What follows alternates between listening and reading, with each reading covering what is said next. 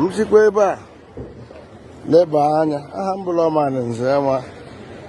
Abụ m onye nchịkọta ndị Igbo Exodus Mandate Network. Echekwa m ka m sikwa ụzọ ọzọ gosi ebe a na-akụri ahịa. Ahịa bụ UTC Market nọ na Area 10 Abuja. Ọ bụ ebe a ka ndị ụmụ na-eme biznes. Ọ bụ ebe a ka ọtụtụ ụmụ Igbo na-eme biznes. Ya ka a na-akụri ihe a. Akụọ ya akụtuo ya n'ala. Onwe mkpakọta ọzọ. Na ahịa alago.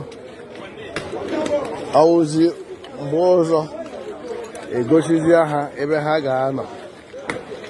Ebe a ka m na-ahụ printing machines. Na-ahụ machine ndị a na-eme the printing press. Maka na ofu ihe a maara a na-eme na Area 10 o printing press.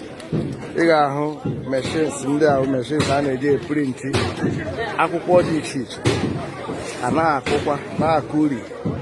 O nweghị ihe a ga-eme maka ya. Ọ gago na-akụrigo ya. Ọkwa na onye nwe machine eburughị machine ya. Ha gakwa akụrikote ya. Ma lee ebe ndị mmadụ na-azụ ahịa aghọọla ebe a na-eji agba okirikiri.